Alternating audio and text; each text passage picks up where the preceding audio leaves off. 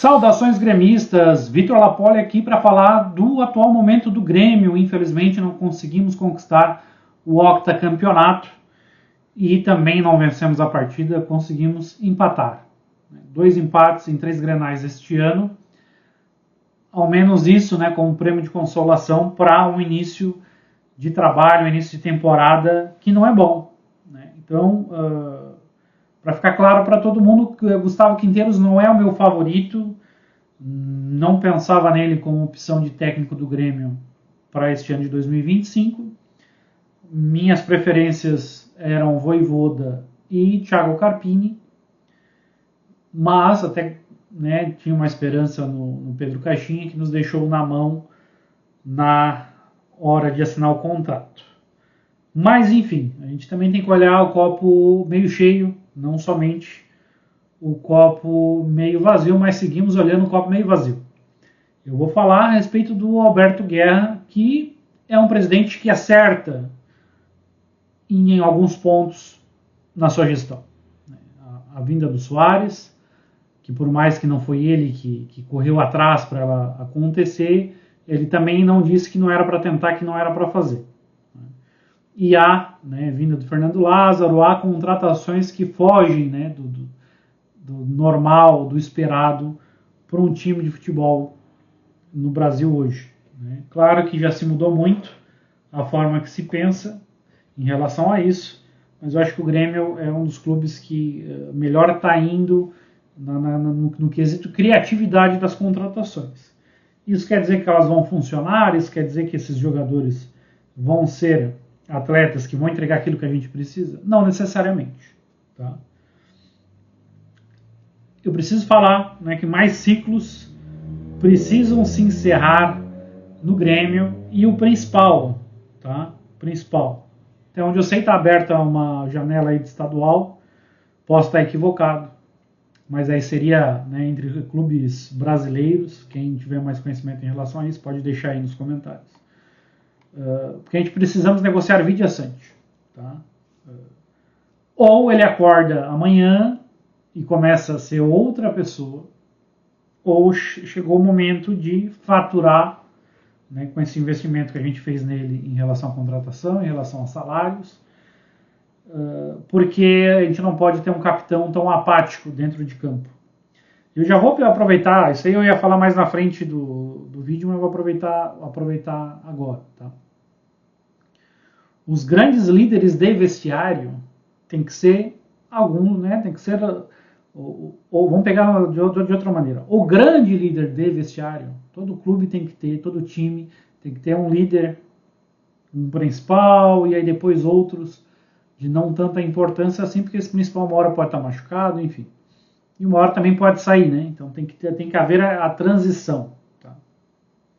Então não houve uma transição saudável para o Grêmio em relação a líderes vencedores. Tá? O Vidia Sante não é um líder vencedor, não está sendo um líder vencedor. Os anteriores foram, independente do que nos causaram em outros momentos do clube, por exemplo, o Jeromel, eu não vou me omitir em relação a isso. Tá? Mas os líderes têm que ser o líder e os líderes têm que ser os jogadores. Ah, mas o Gustavo Quinteiros. O Gustavo Quinteiros, ele é o treinador. E ele, como treinador, ele tem que ser como se fosse um médico. O médico, ele não pode ir para a sala de cirurgia apavorado.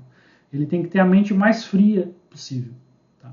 Então, por isso que a gente precisa ter alguém dentro do vestiário que também vai estar dentro de campo. Porque quando tem um treinador na beira do gramado que não passa tranquilidade para os jogadores, ele, além de atrapalhar nas escolhas que ele pode vir a fazer, ele vai atrapalhar mais ainda, dando insegurança, tirando a tranquilidade dos jogadores dentro de campo. Então esse líder, esse cara sanguíneo, tem que ser um jogador, porque aí ele vai tirar dele e vai passar para quem está ao redor dele essa energia, essa garra, essa força de vencer. Tá? Então, essa é a minha opinião. Tá? Tivemos outros treinadores que eram mais sanguíneos e vencemos mesmo assim. Eu não via no Renato o cara mais sanguíneo do mundo. Eu sei que quando tu estava perdendo, ele chutava a porta do vestiário, mas antes de começar o jogo ele iniciava lá as instruções e muitas vezes ele dava abertura para os jogadores decidirem, porque ele mesmo não sabia o que deveria fazer, né? Ele sempre teve ideias mais defensivas, por mais que o pessoal pense que não fosse assim, mas era. Só que, e acaba sendo, até eu tenho que reconhecer que acaba sendo o mérito dele transportar essa responsabilidade para os jogadores. O problema é que quando os jogadores dependiam do treinador, o Renato é aquela bola que vai e ela não volta. O jogador fazia a parte dele e o Renato não fazia a parte dele. Aí não tem como o jogador fazer tudo sozinho, porque se tivesse como, os times, haveria times com treinador e times sem treinadores. Mas enfim, vamos seguir adiante. Eu falei isso aí muito por conta das críticas do Bagé em relação ao Quinteiros, né? E repito, né, o Quinteiros ele não tem que ser o cara sanguíneo. Quem tinha que ser, deveria ser o Vidiaçante. O presidente também pode ser, porque o presidente ele não está tão dentro do que acontece assim como do treinador para os jogadores dentro de campo, tá? Né, então o Vidiaçante eu já falei, não tem mais condições, o Pavon não acerta, então não acerta nada, então não é uma questão de perseguição da torcida, ele já saiu do Atlético Mineiro porque não entregava. Jogadores com menos grifes vinham sendo escalados e ele não. Então ele veio para cá porque ele sobrou, né? E voltando no Quinteiros, ele não é o salvador do Grêmio. Tá? Ele não vai salvar o Grêmio, sendo que a gente tem, voltando lá que eu estava falando, lá do Alberto Guerra. Tá? O Alberto Guerra ele acertou várias coisas, só que ele é um cara que aceita perder. Não é que quando a gente perde, a gente tem que pegar e mandar todo mundo embora, tem que jogar fogo. Não é assim. Só que a gente tem que pegar assim, meu querido, como é? Vamos vencer, vamos se mexer, vamos fazer as coisas acontecerem. Minha parte aqui eu estou fazendo. O que eu preciso, o que eu estou deixando de fazer que está prejudicando o teu trabalho? Porque tu me fala que aí eu vou resolver minha parte aqui. Agora dentro de campo, tu tem um salário, pago em dia, tenho que pedir, no caso do Quinteiros, e tem que entregar resultado, né? Mas está cedo ainda para a gente exigir resultado. Lembrando que 83, 2016, 2017 teve outros, né? Eu acredito que deve ter tido algum outro ano que ganhamos títulos importantes e não ganhamos estadual. Claro que também tivemos antes que ganhamos estadual, mas não ganhamos outros títulos importantes na temporada. Vamos ver a minha listinha aqui que eu fiz de coisas. Bom, há um crescimento sim, do meu ponto de vista. O Grêmio inicia bem a trajetória dele no campeonato estadual, mas vem os percalços e vamos pegar a partida de hoje, tá? O Volpi vencendo aquele jogador que a gente não esperava, um líder. Fiquei feliz pelo Igor Serrote ser escalado. Um jogador com mais cara de Grêmio, e aí eu acho que o Quinteiros foi inteligente nisso aí. Para mim também foi inteligente na questão de botar o Edenilson, que tem gol em Grenal, né, pelo lado de lá, mas tem. Não era... eu não vou dizer que não era a melhor opção, porque o Modric não joga no Grêmio. Se tu olhar, né, eu acho interessante que... botou o fulaninho, botou o Arezzo. Foi uma situação que eu vi num grupo que eu faço parte. Porque tá igual o Renato, 2 centroavantes. Tá, mas vai por quem? O Cristaldo não vem jogando nada.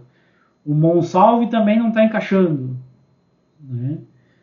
O Arezzo ainda é alguém que tá lá, que a única coisa que ele sabe e vai tentar é a finalização, que é o que a gente precisava. Né?